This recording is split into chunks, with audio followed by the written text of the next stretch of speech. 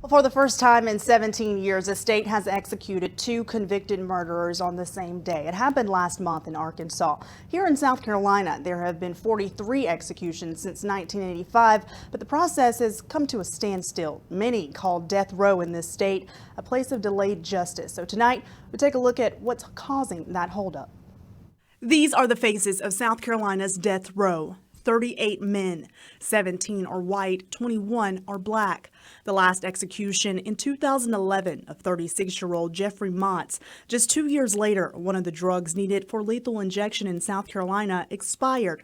Since then, the state has had no way of executing any of the 38 inmates unless they choose to die by electrocution. I've asked my folks to go and start calling and asking companies to give us the drugs and sell us the drugs, and once we tell them what we're going to use them for lethal injection, the companies don't want anything to do with us. Corrections boss Brian Sterling says the agency hasn't been able to get alternative drugs because pharmaceutical companies that make them have faced a lot of outside pressure to end the practice. Anti-death penalty people have been very effective at going to these companies that supply these drugs to departments of corrections across the country and stopping them from selling the drugs to VOCs across the country. Sterling says the agency has considered making the drugs themselves, but that could be costly. The most recent estimate coming in at about $1 million, leading Sterling to call on state leaders. 2 years ago, I went to the legislature and testified and informed that we did not have the drug, and there's no guarantee that if we did go and buy the proper equipment to make the drugs, that we could still buy the ingredients to compound the drug. Legal experts say it's not as simple as having the drugs on hand. There's still a process in the court system. I think it's not unusual that South Carolina, has this long length of time for the appellate process. But I do think South Carolina has a particularly high reversal rate in capital cases. According to a local criminal justice group, more than 60% of all death sentences are overturned, and legally, no one in South Carolina is ready to be executed. Fred Singleton is the state's longest-serving death row inmate. He was initially sentenced to death in 1983 for the rape and murder of a Newberry teacher. 34 years later, he still can't be executed until he's declared mentally fit to face trial.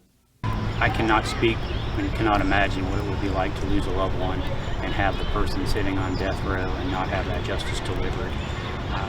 I just can't even imagine what they're going through. Now, coming up next week on Wach Fox News at 10, we speak with the daughter of a death row victim.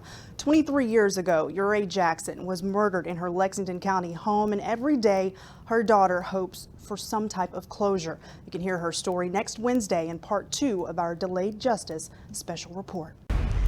Well, right now there are 38 men on South Carolina's death row. One of them has been there for more than 2 decades. I recently sat down with the daughter of his murder victim who is still seeking justice. It's part 2 of our Delayed Justice special report. She had been dead for about 48 hours at the time I found her. Samantha Leitner will never forget the day her mother was taken from her. It was the day before my 25th birthday. She stopped by her mom's house to check the mail when she found the unthinkable. It was a bad scene all around. On May 29, 1994, 47-year-old Uri Jackson was sexually assaulted and killed in her own Lexington County home.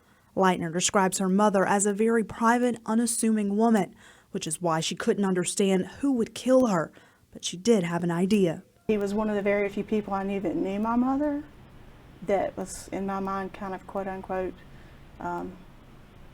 crazy enough to do something like that without having a reason.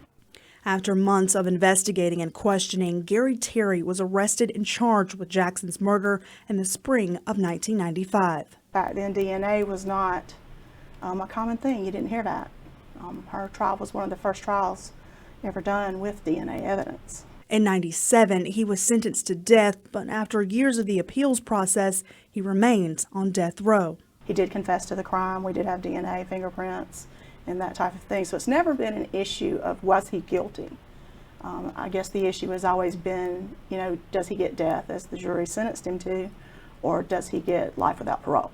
Leitner says although Terry and so many other inmates are still serving out their sentences, she and so many other families are left without real closure.